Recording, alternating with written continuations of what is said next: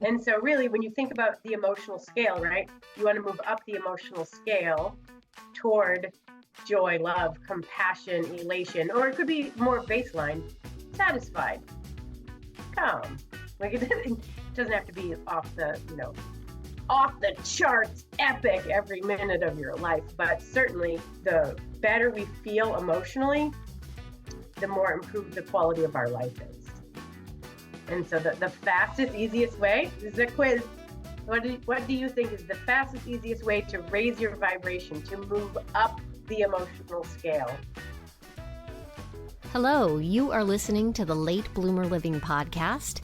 I'm Yvonne Marchese, your host, and I'm so happy you're here.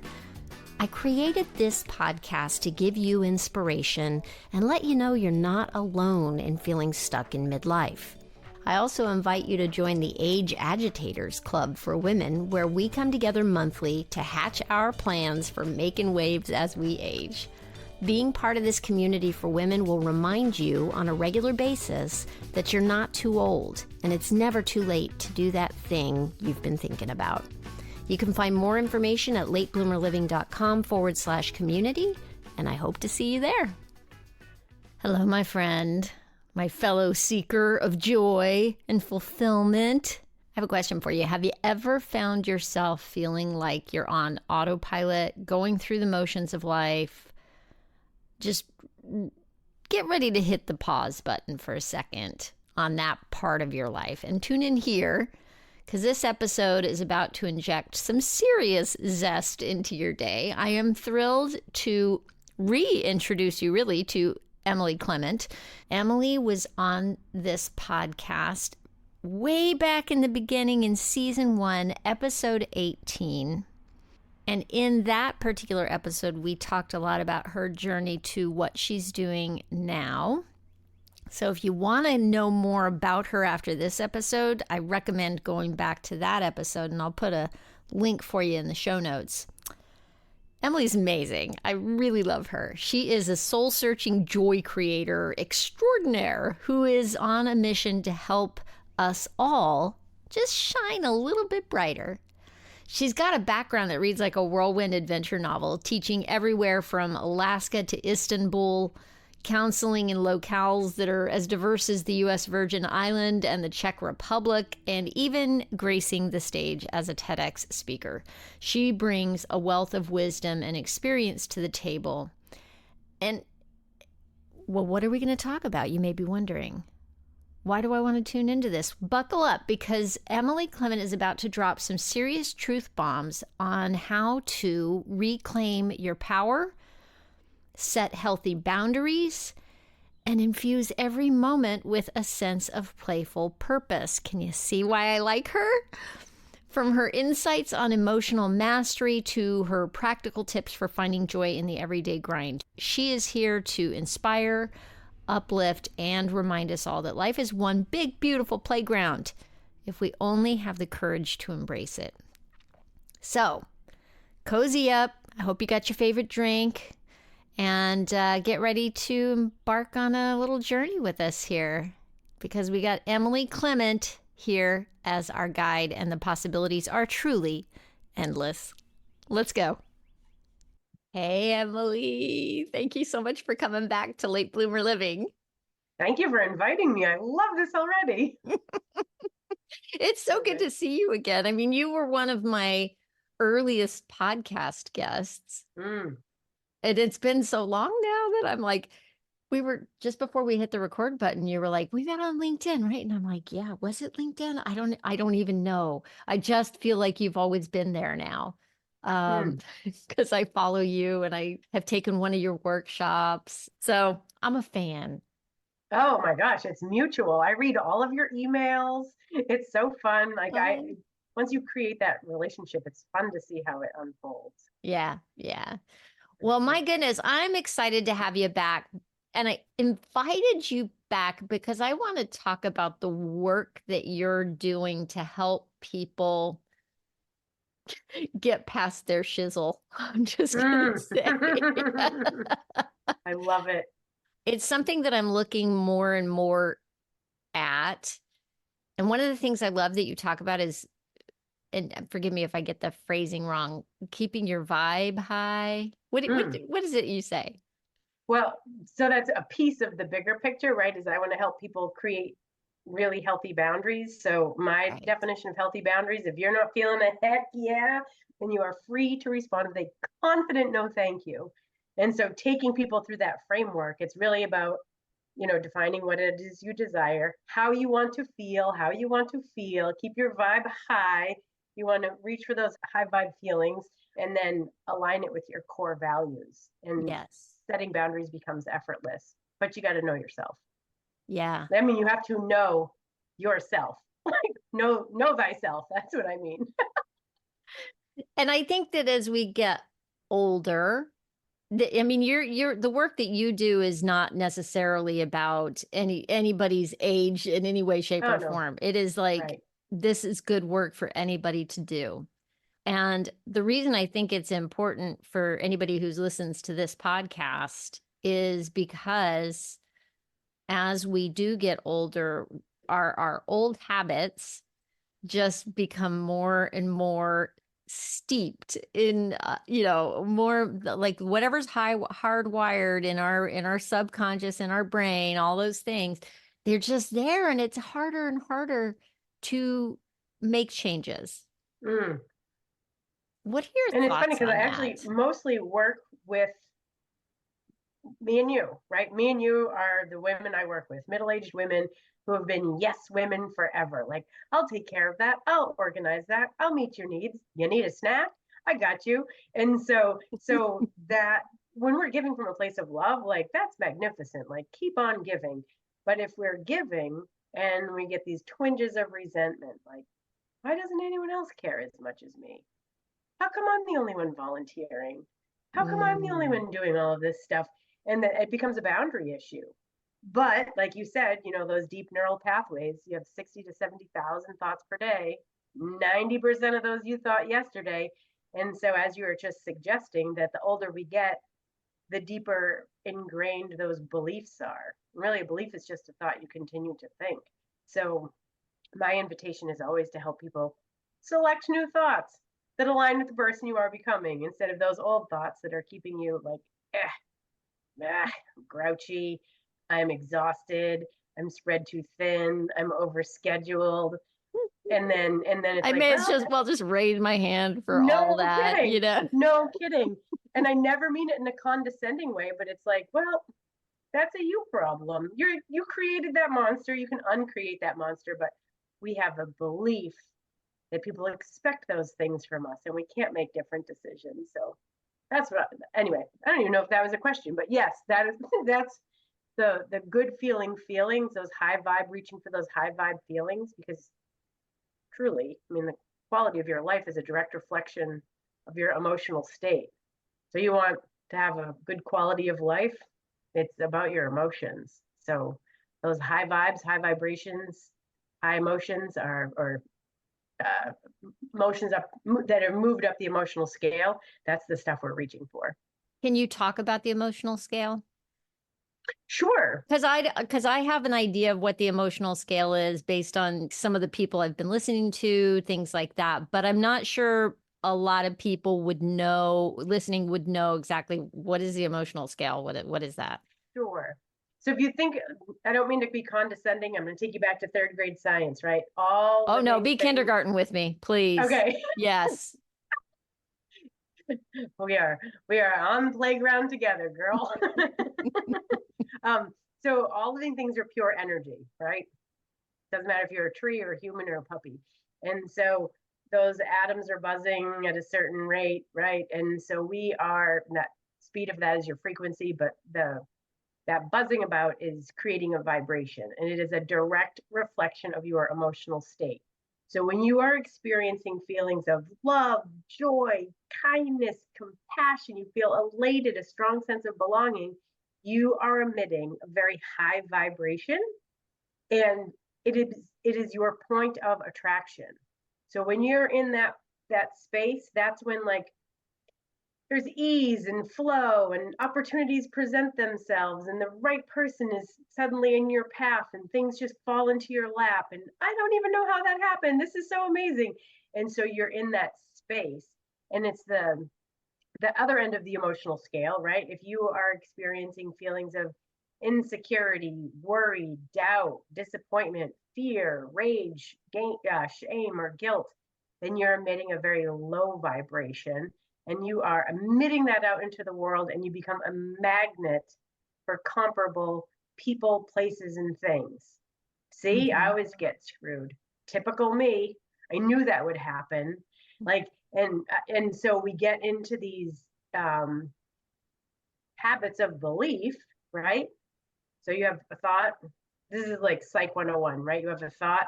Those thoughts create feelings, and then those feelings inform your behavior. So we are in a giant loop. And then the so, behavior creates yep, a result.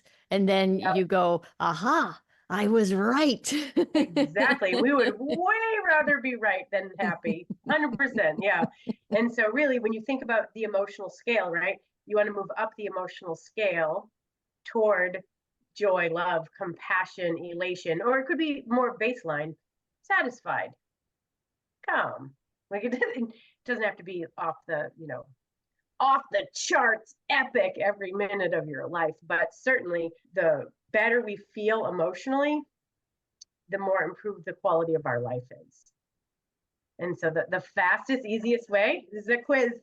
What do you think is the fastest, easiest way to raise your vibration, to move up the emotional scale? To practice Meditation. gratitude. Oh, Gratitude. gratitude. Okay. Meditation will get you there. Meditation could definitely get you there. To For practice me, gratitude. yes. And for me, it is, okay. Yeah. Gratitude for sure. Gratitude for sure. But here's the question.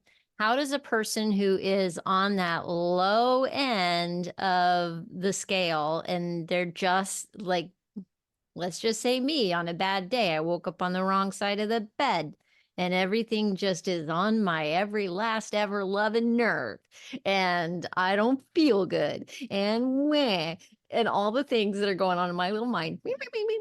Yep. Okay. So how do I just start being grateful in the middle of that little shitstorm that I've created?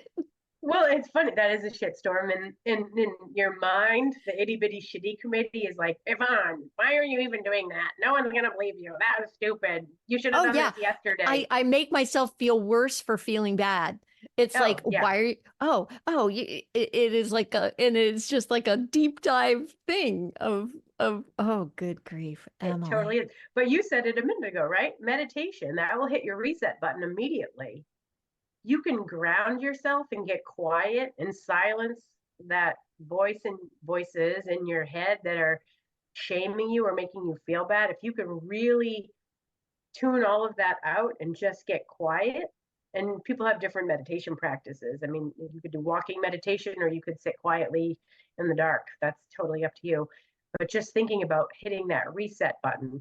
And certainly there are times of the day where it's easier when your brain is in alpha, right as you're waking up, you're in that lucid state, you're not really awake, you're not really asleep, and you're in alpha brainwaves, you're the most impressionable. And when you're the most impressionable for that subconscious mind, that's exactly when you want to practice gratitude. Oh, I'm so happy and grateful that this bed is so comfy. I'm so grateful I set up the coffee pot last night. You know, I love this little puppy at my feet. Whatever it is that you are appreciating, in those alpha brainwaves, right? In that lucid state, it's going to send you on a new trajectory for the day. Same thing when you go to bed at night. Like I have a lot of rules for myself, whether that's healthy or not, I don't know, but I will not scroll in bed and on my phone. And absolutely 100%, I don't look at my phone for the first hour of the day. Minimum, minimum. I like I have three. set that boundary for myself too. And Good for you. okay, so here, true confession. Am I solid state on that boundary? Yeah, there might be a day when I'm like, just one little check. It's not going to hurt. But you know what? I know I'm like, see, there it is. There it is. You've let the outer world in Yes, and you've given up your power already for the day. yes. Like I started meditating. Okay, so I'm 55 now. I started meditating every morning when I was 48. So Mm, it's been a while now. And that's awesome. I can tell you, it was something I wanted to do for years because I had dabbled in meditation a little bit, and Sure. I knew it was good for me, but I was like, but I don't have time. I don't have time. But when I set up my morning routine to get up before my kids and my husband and give myself that first hour of the day that's just Mm, me, and it's for meditating and it's for moving my body and it's for being quiet and yes. all that. It is huge. I've also noticed that if I am in that kind of ugly place in my head with the nasty thought loops going, sometimes it really is good to just go take a little 15-minute lie down Oh, or a yes. meditation. Naps. I am all for the nap. I mean, even if you're not sleeping, the reset. Right. Yeah, the 15-minute is literally just I don't even worry about whether or not I'm going to sleep. It's like just go do something different. It's like a pattern interrupt, you know? Oh, yes. And those pattern interrupts are gold. It's Yeah. just remembering, like, all right, whatever I'm doing right now is not working for me. Like, I need to do something dramatically different. And I like, I get my the most challenging things in my life revolve around technology because I cannot find that button, and how come I could find it before, and why isn't this working for me, and I thought this was connected, and it makes rage boil up in my belly in a way that it's irrational. Like, I don't get that mad, but when it comes to technology, and so it's like a former version of me would just keep trying the exact same thing over and over. But now it's like, put on your shoes and it doesn't matter. Just go get the mail. Like, just move your body, get some fresh air, and come back in. And it's like, and usually I end up calling someone for help because I can't figure it out. And I don't want to. Can't be good at everything. Right? We're not Ah, good at everything. Why do we expect ourselves to be? Isn't that I know. funny? I Oh, know. yeah. Totally. So, okay, so we've talked about the emotional scale from low to high, and we've talked about the frequencies of vibration and all that. Why does the frequency of the vibration actually matter? So can you speak a little bit to that? Well, because your emotions are your point of attraction.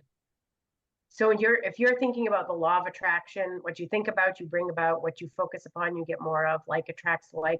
It isn't just the thoughts you are thinking. Because if you don't believe that with your whole body, like, you want to manifest I don't know, your dream house. I mean, those are the big things, right?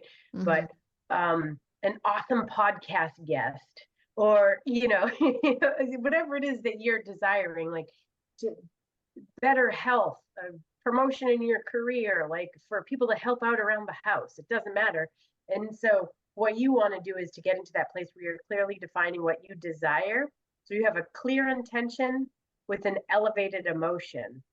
And then instead of I'm from New Hampshire, so this Yankee work ethic where it's like you got to struggle and work hard and sacrifice, and you got to really want it, and it's not going to necessarily happen, but just stay gritty. And so and so that old fashioned work ethic of you got to work hard, struggle, and sacrifice to go out and get it. When you think about the law of attraction and your emotions as the point of attraction, you just need a clear intention. And when you think of that clear intention, that desire, you need to do that with an elevated emotion. Like, ooh, that will be fun. That will be playful. I'll feel such relief. I'll be proud of myself. That will be super exciting. I can't wait to share this with others. And so it's the clear intention with the elevated emotion, which is Dr. Joe language. I mean, we're both in the Dr. Joe Dispenza world. And so he talks about that a lot. So instead of going out to make it happen, you can draw it to you. Yeah. And You know, so you know what I that's why your also emotions are so important. Yeah. Oh, I'm so sorry I interrupted you. Yep. Yes, that's why emotions are so important. And y- so there's a phrase, that which you resist persists. Mm, And I struggled with that phrase for years. I was like, well, what the hell does that mean? Why? That doesn't make any sense.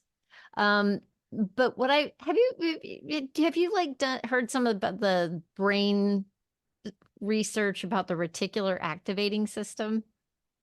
I'm not as familiar. No. Okay, Explain to me. so this like literally my mind blew off my body. Um, the the reticular activating system, I guess, is about the size of a walnut, and I believe it's towards the back lower part of your brain, and it acts as a filter, and it filters out the things that are not important to keeping you safe.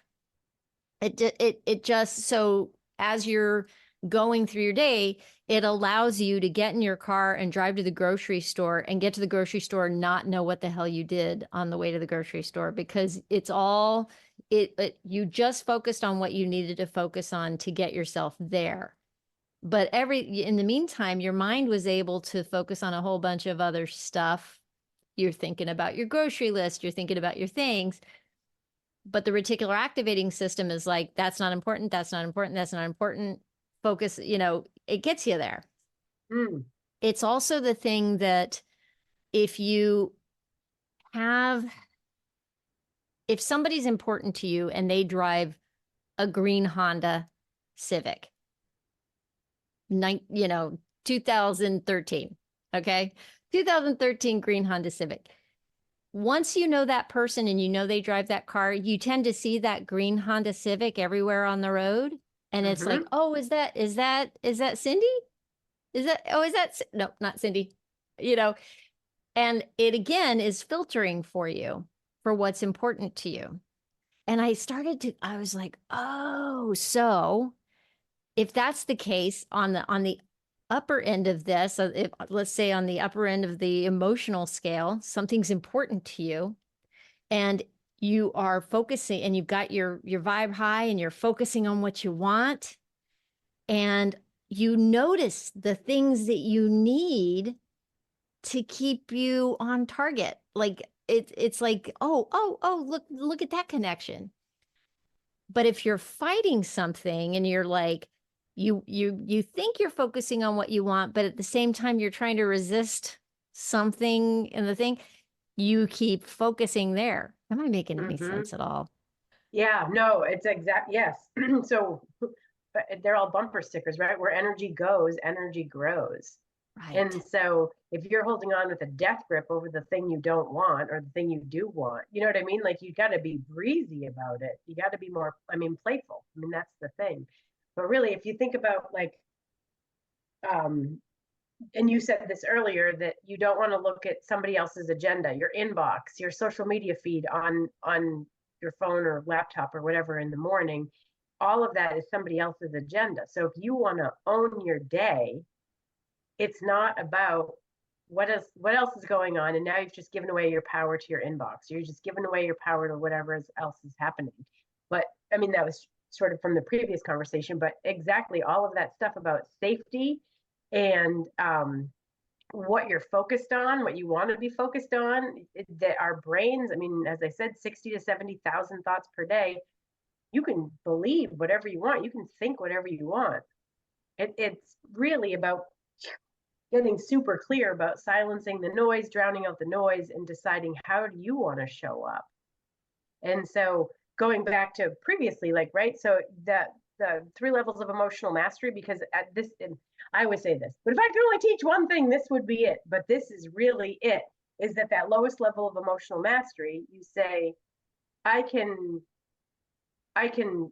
transition from an undesirable to desirable feeling. Like that's possible. I'm sad and now I'm chill. You can recognize that. And then that second level of emotional mastery is I can shift from undesirable to desirable feelings even when things are difficult. But the highest level of emotional mastery, and this is what this whole conversation to me feels like it's about, is that I get to select my thoughts and feelings. It doesn't matter what's going on in the world around me. It's not about the conditions and circumstances. It's not about the world news. It's not about this grotesque political climate. It is not about, what's happening at my neighbor's house.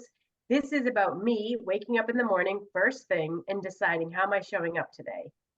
regardless of what's going on around me. And so when we're at that place of unconditional life experiences, we've mastered it all. I mean, we've mastered our emotional state. And like, that's super fun because if you see that green Civic, was it a Civic? Yeah. Yeah, Let's I say. mean, sure. Then it gives you a little buzz, right? It's Yeah. like fun. Yeah. And so it feels like a fun little game. Like, is that her? Oh no, it's not. Like it's playful. And Yeah. so that's something that, this is my favorite mantra, right? What it is. Uh She's I holding up a cup. Wait, it says, I'm a magnet for magic and miracles. yeah, so it's a sticker that I created. I mean, it's everywhere. Um, is that is my favorite mantra. I am a magnet for magic and miracles. I am a magnet for magic and miracles. I am a magnet for magic and miracles. And all of that stuff is that if that becomes your default thinking, then you're looking, your whole day is a treasure hunt. Like, oh my gosh, there's the Civic. That's not her. Oh, it is her. She's pulling into a gas station. I'm just going to follow her in and say hello. And Right. like, you're when your brain is having thoughts that feel fun and playful, now you're looking for evidence to support your beliefs. Yeah. It really is about finding like you can, whatever you think, you're right. Yes. Right. It's like if you're going to think the world's against you, or I can never win, or I can, oh my gosh, for me, money is a big, a big one that I'm trying to work through.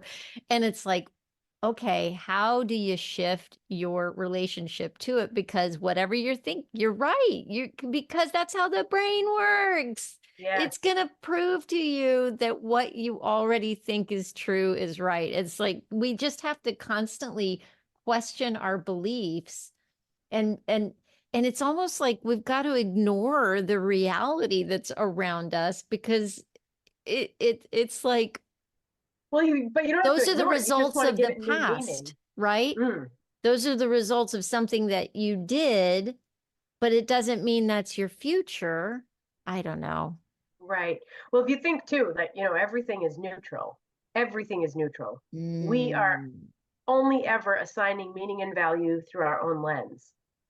And so what you could say is humiliating. I might say, I have never laughed that hard. It was so funny. You'd be like, I've never been so humiliated. I'm like, come on, Yvonne, that was hilarious. Like, it's neutral. I mean, that's a horrible example. I sound like an eighth grade bully, but you get the extremeness of it all. Is that we are constantly assigning meaning and value. So I think this is the most magnificent time to be alive. I believe that. I see evidence of it all the time. I have a deep faith in humanity. I think it's like remarkable how much is happening all at the same time. Like, how cool is it? Like, how cool is all of this stuff? But if you had asked me a few years ago, I'd be like, oh, I don't even know why people are having children. It's a death sentence. We're all gonna die. We're gonna run out of resources. People are gonna turn on each other. And I really felt that way because I saw evidence of that everywhere also. Yeah. And so you can look at your current reality. I mean, we do it all the time, but it's the meaning you're giving your current reality that's important. Mm. So what would be your advice to somebody who is looking to make a change? Well, it's really, I mean, step one is defining what it is that you do desire. Mm-hmm. You got to shift from problems to solutions. What do you want? What would you love? Oh, but I have no, it's like not that I love to cut people off, but I don't have a lot of patience for the backstory. Like you're here right now, like right this very minute. What is it that you desire? So it's all that forward thinking, but then really deciding how do you want to feel? And you talk about play, like, oh, I bet as a business owner and a mom and a wife, you've been pretty busy for a while, I and that have. you're totally meeting the needs of everyone around you, and they're not complaining because they're getting all their needs met. Like, why are you so burnt out, mom? Why are you so grouchy? Nothing here. ever grouchy. Never. But it's just one of those things where it's like you got to decide, what do you want your life to look like? What do you want it to feel like? What do you want it to look and feel like? Ooh, And then you need to create that now. yes, maybe you can help me with this quandary that I have right now, because I am so I am looking at the idea of Yes. living playfully at any age. Yes. And part of that is, I got back on my roller skates this That's so year. awesome. I know, I'm having so much fun. I'm waiting for the weather to turn good again so I can get back on them. But, paddleboarding, I know that there's some things that I do that are sheer play. But here's the thing, there's also this business. I've got my photography business and I'm building an audience for a podcast and trying to do all the things around that, right? And so sometimes, even though I created all this stuff, nobody said, hey, Yvonne, you have to do a podcast. Nobody said, hey, Yvonne, you need to be a photographer. None of that. And when I'm doing it, I love it. I'm on this Zoom call with you right now. This is like, I am jacked. I'm having so much fun talking Yes, to yes, you. yes. So it is awesome. But there's all the things that I got to do around it, right? And when I'm having to do the stuff around the part that I love, then it feels heavy, right? It's like, and I get overwhelmed and all that. And so I am trying to shift my relationship essentially to be able to move through my day, regardless of what I'm doing, whether I get to go roller skating that day or not, to just be more playful in my attitude towards what I'm doing. Yes. But that's a lot. It's a lot of judo. It's a lot of how do I do it? But what if it could be fun? Right. What if is a great question, isn't it? Yes. Yes. And what would it look and feel? So I use my example with technology. Like I really go from 0 to 100 fast when I can't figure something out. And I watch YouTube videos and I read chats and I ask my question and nobody answers the phone anymore. So you have to type it all in. And it's like, I don't want to type it all in. I want you to walk me through this on the phone. No, they don't do that. And so just thinking about it, like, all right, how can I turn this into something enjoyable? Like, how much fun will it be when I figure this out? How how thrilled will I be able to cross this thing off my list that I try and it's not working, I try, it's not working, and I can't like figure it out. Like, how good will it feel to cross it off my list and know that that thing is done? It's the same way I used to hate, I shouldn't say hate, really disliked grocery shopping, like really. And then I found the grocery store with the best music. I'm talking like 80s roller skating music. We're going like Hall and Oates.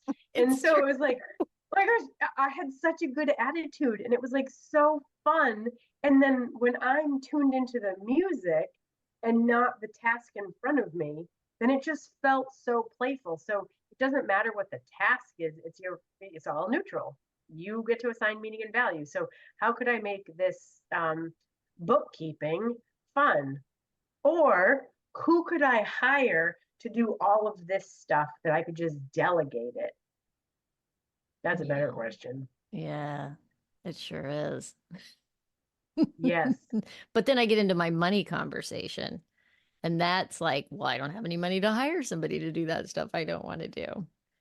So there, Yeah. uh, People that have quote unquote made it always say like I dragged my feet for so long and as soon as I hired the right person, my business took off because then I could really double down on the things that I'm good at and that I love to mm, do and I yeah, could delegate the rest. And but when you're in that scarcity and lack mindset, you just stay there. yeah, yeah. What do you do for getting past something that is a constant, something you're always coming up against? Like for me, it's the money and the scarcity thing. I just know that that's always, it's just is it's like, okay. And I've done work around it and it keeps coming back. So can we just talk about the money thing for a minute? Because I Yeah, think sure. that this is like one of my favorite examples because it's or favorite topics because it's so universal. Like Millionaires are afraid they're going to lose it at any moment. And you know what I Mm-hmm. mean? Like it's not about the actual bottom line, the bank account, the investments. It's not about the bills or the debt. I mean, it is just your mindset around it.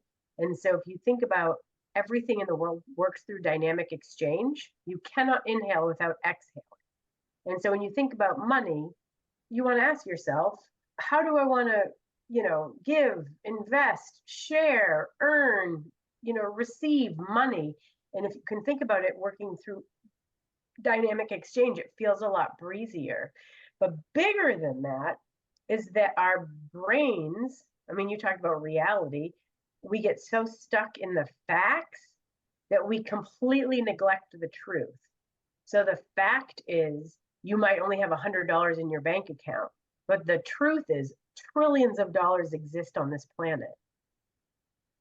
And so when we're stuck looking at our current conditions and circumstances, and I've never made more than this amount of money, or I always, whenever I spend it, I always regret it. And what if nothing's coming in before my bills are due? And it's just this like, you're just looking at your current conditions and circumstances. But really, if you just pick your head up, there's trillions of dollars on this planet. And it's being exchanged all day, every day, in every possible direction. And so if you come from that abundance mindset, there's plenty for everyone, including me.